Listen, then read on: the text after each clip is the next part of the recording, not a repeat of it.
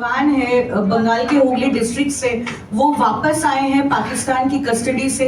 आपने भी काफी बार बात की थी उनके परिवार वालों के साथ, क्या कहेंगे इस पर? देखिए, पूनम साहू जो हमारा बीएसएफ का जवान है, उसको बॉर्डर से ले गया था पाकिस्तान ने, जब हमारा ये पहलगांव का बात जो शुरू हुआ था, तो उसको बीबी का साथ, रजनी का साथ मेरे को 3-4 दफे बात हुआ, और हम लोग भी हमारा ओर से बहुत सारे कोशिश किया है। हमारा डीजी पुलिस भी और बीएसएफ का डीजी का साथ कंटिन्यूअस हम लोग टच में थे। तो मैंने परसों उनको बता दिया था, रजनी को, कि आपका हस्बैंड तबीयत ठीक है, अच्छा है, सुस्त है, लेकिन उसको जो मॉडलिटीज ऑफ ऑपरेंडी जो करना है रिलीज करने के लिए, उसको लिए थोड़ा टाइम वो लोग मांगा है। और परसों जो मीटिंग था, वो मीटिंग में मैं ये बात को रखने के लिए रिक्वेस्ट किया था, तो वो लोगों ने बात भी किया, और कल भी वो लोगों को बात हुआ। इसको ऑपरेंडी क्या होगा, इसके लिए तो प्रोसेस होता ही है, इसको तो टाइम देना चाहिए। तो आज सुबह में रिलीज हो गया, मैंने बहुत खुश, उसका परिवार भी खुश है, देशवास भी खुश है, हमारा और भी अगर कोई रहे वो भी वापस आए, हम चाहते हैं। जब ऐसा कुछ होता है तो इस पे इसका सिस्टम ही है, वापस देते हैं, वापस लेते हैं। दीदी, बंगाल में कोई पेट्रियोटिक रैली ऑर्गेनाइज की जाएगी, क्योंकि बहुत सारे स्टेट में अभी पेट्रियोटिक रैलीज की जा रही है। That our party is doing, yes, Saturday and Sunday from 3 o'clock to 5 o'clock. They will do. It is to give pay the solidarity to the Jawans, and number 2, condolences for the brave Jawans who sacrificed their life for the country, the motherland. उसका परिवार कोई है तो उसको घर में जाके भी उसको श्रद्धांजलि निवेदन करेंगे। हम पॉलिटिकल ओर से बात को नहीं देखते हैं, बहुत सारे लोग देख रहे हैं। आप लोगों ने देखा, आज तक मैं कोई टिप्पणी भी नहीं काटा, मेरे को पार्टी को भी नहीं कहने दिया, गवर्नमेंट का साइड में से भी कोई कुछ नहीं बोला। लेकिन देश को, जवान को श्रद्धांजलि, और जो सैक्रिफाइस किया है देश के लिए, जिंदगी चला गया, उसको तो श्रद्धांजलि देना हमारा कर्तव्य है। শহীদ বীরদের সম্মান জানিয়ে এবং সেনাবাহিনী যারা লড়াই করেছেন, সেনাবাহিনীকে সম্মান জানিয়ে আমাদের দলের পক্ষ থেকে 3টে থেকে 5টা পর্যন্ত শনিবার এবং রবিবার সব ব্লকে, কলকাতার প্রত্যেকটা ওয়ার্ড সহ, আরবান এরিয়ার সব ওয়ার্ড সহ, গ্রামাঞ্চল সহ সব জায়গাতেই সম্মান জানানো হবে। দিদি এর জন্য মাঝে আমি মুর্শিদাবাদ, মালদা গেছিলাম, কিছুদিন আগে মুর্শিদাবাদে গেছিলাম আমি। তাই নেক্সট উইকে আমার সাথে চিফ সেক্রেটারিও যাবে। আমরা উত্তরবঙ্গে 3টে প্রোগ্রাম নিয়ে যাবো মেনলি। একটা হচ্ছে চেম্বার্স বা ইন্ডাস্ট্রি যারা আছে, একটা সিনার্জিক প্রোগ্রাম হবে 20 তারিখে, 20 তারিখ বেলা 4টে, 19 তারিখে, সরি, সোমবার। আর 20 তারিখে আমাদের প্রোগ্রাম হবে পাবলিক ডিস্ট্রিবিউশন প্রোগ্রাম।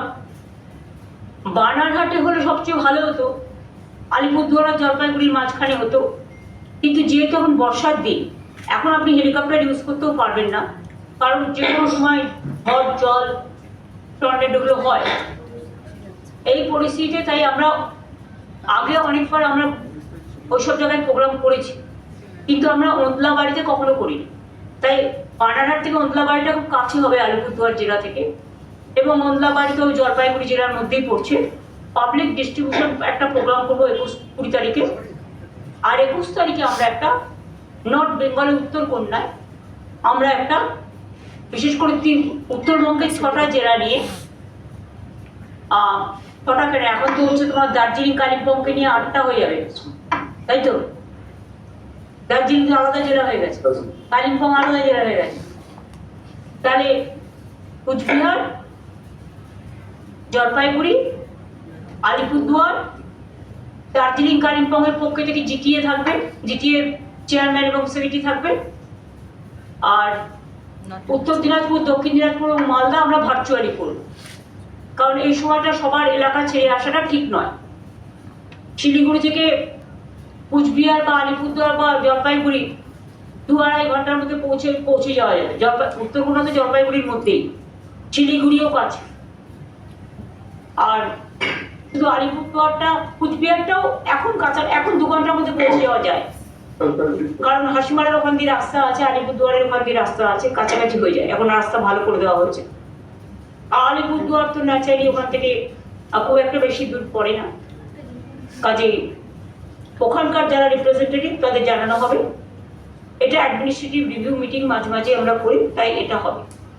কাজে বাংলায় ওয়ার্ড, আমি ইংরেজি ওয়ার্ড বলছি না। খেতে দেওয়ার ক্ষমতা নেই, কিল মারার গোসাই প্রবাদ। কাজে গ্রুপ সি ও ডিদের জন্য বেতন অনিবার্য কোর্টের অর্ডার অনুযায়ী বন্ধ হয়ে যাওয়ায় তাদের সংসারগুলো অনেক প্রবলেমের মধ্যে আছে। তাই আজকে রাজ্য মন্ত্রিসভার অনুমতিক্রমে ওয়েস্ট বেঙ্গল লেবার ডিপার্টমেন্টের আন্ডারে West Bengal livelihood and social security interim স্কিমের নামে একটি স্কিম আমরা তৈরি করেছি। এর মাধ্যমে সিদ্ধান্ত হলো যে ওই গ্রুপ সি ও ডি কর্মচারীদের 1 এপ্রিল থেকে 2025 1 এপ্রিল থেকে মাসে যতক্ষণ পর্যন্ত কোনো সিদ্ধান্ত না হচ্ছে যথাক্রমে গ্রুপ সি 25,000 এবং গ্রুপ ডি 20,000 টাকা করে অনুদান দেওয়া হবে। ক্লিয়ার হয়েছে? ওরা এপ্রিল থেকে মনে হয় মাইনেটা পাচ্ছিল না, আমরা 1 এপ্রিল থেকে, তার মানে ওরা এখন মেয়ের মাইনেটা পেয়ে যাবে। এখন টাকাটা, এটা আজকে যেহেতু ক্যাবিনেট হয়ে গেল, টাকাটা দেওয়া শুরু হবে। কেউ হয়তো বলবে দরকার নেই, এটা তার একান্ত স্বাধীনতা, স্বাধীন মতামত, এ ব্যাপারে আমাদের কিছু বলার নেই। বাট আমরা ভেবেছি এবং ভেবে আজকে এই সিদ্ধান্তটা পলিসি করে নেওয়া হয়েছে। এর আগেও আপনারা জানেন যে সিএস যখন তাদের মিট করছিল তখন আমি বলেছিলাম সেটাকে আজকে থেকে কার্যকরী করা হবে। এই পর্যন্ত আমার বলা ছিল। আর আমি এর মধ্যে একবার নেক্সট উইকে উত্তরবঙ্গ যাব সফরে। আপনারা কিন্তু সফর নিয়ে উল্টো পাল্টা এখন কেউ লেখার চেষ্টা করবেন না, তার কারণ হচ্ছে আমাদের কিছু প্রোগ্রাম রেডি হয়েও আছে। আর তাছাড়া হবে যে আমরা হিটকোর থেকে, এটা আমার অনেকদিন, যেমন আমি ইন্টারন্যাশনাল কনভেনশন সেন্টার করেছিলাম যখন আমরা, সেখানে এখন সবাই সারা পৃথিবীর মানুষ এসে কনভেনশন করে, সাথে হোটেলও আছে। তেমনি আমরা দীঘাতেও করে দিচ্ছি ইন্টারন্যাশনাল কনভেনশন সেন্টার, শিলিগুড়িতেও পরে একটা হবে। যেমন আমাদের বিশ্ববঙ্গ মেলা প্রাঙ্গণও তৈরি হয়েছে বিশ্ববাংলা, আপনারা জানেন সেটা সায়েন্স সিটির অপোজিটে। ইকো ট্যুরিজম পার্ক থেকে শুরু করে, বক্স মিউজিয়াম থেকে শুরু করে, আলিপুর মিউজিয়াম থেকে শুরু করে অনেক কাজই আমরা করেছি। কালীঘাটের স্কাই ওয়াক থেকে শুরু করে, দক্ষিণেশ্বর থেকে শুরু করে, তারকেশ্বর থেকে শুরু করে, ডেভেলপমেন্ট ফুল্লরা মন্দির থেকে শুরু করে, নলাটেশ্বরী থেকে শুরু করে, তারাপীঠ থেকে শুরু করে, লোকনাথ মন্দির থেকে শুরু করে, কচুয়া ধাম চাকলা থেকে শুরু করে, অনুকূল ঠাকুর থেকে শুরু করে, সব জায়গাতে যে যেভাবে আমাদের রিকোয়েস্ট করেছে, স্বামী বিবেকানন্দের বাড়ি থেকে শুরু করে, নিবেদিতার বাড়ি থেকে শুরু করে, যেখানে যা প্রয়োজন আমরা করেছি। আজকে আর একটা আমি অ্যানাউন্স করতে যাচ্ছি, যেটা আপনাদের আর একটা গর্বের জিনিস হবে, বাংলা পাবে ভবিষ্যতের জন্য। সেটা হচ্ছে আমরা ইটকোর সাথে পিপিপি মডেল, এই মডেলে নিউ টাউন এলাকায় প্রায় 25 একর জমিতে একটি international information technology entertainment and cultural park তৈরি করতে যাচ্ছে।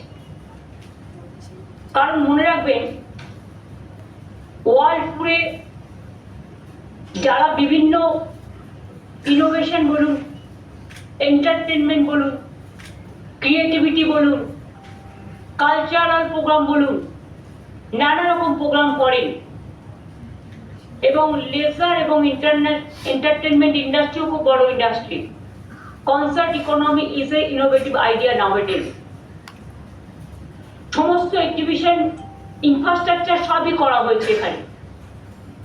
কাজে এটা একটা আন্তর্জাতিক মানের পার্ক হলে, আর 25 একর জমি মানে বিরাট জমি,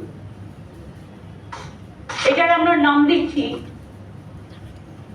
ইংরেজিতে হচ্ছে international information technology entertainment and cultural park, শর্টে আমরা যেটাকে বলবো আইআই টেক, মানে আইটেক, ডবল আই হবে। এটার শর্টে ইংরেজি নাম হচ্ছে আইটেক। এখানে আন্তর্জাতিক মানের অনেক কালচারাল ইভেন্ট করতে ওয়ার্ল্ডের বিভিন্ন নায়ক নায়িকারাও আসেন, সারা দেশেরও আসেন। এতে আমাদের প্রচুর প্রোগ্রামও হবে এবং এটা একটা ট্যুরিজম থেকে শুরু করে, এন্টারটেনমেন্ট থেকে শুরু করে, ইনফরমেশন থেকে শুরু করে, ইনোভেশন থেকে শুরু করে, ক্রিয়েটিভিটি থেকে শুরু করে এই জায়গাটায় এর জন্য সম্পূর্ণ পিপিপি মডেলে জমিটা আমরা আজকে ক্লিয়ার করে দিয়েছি। 25 একর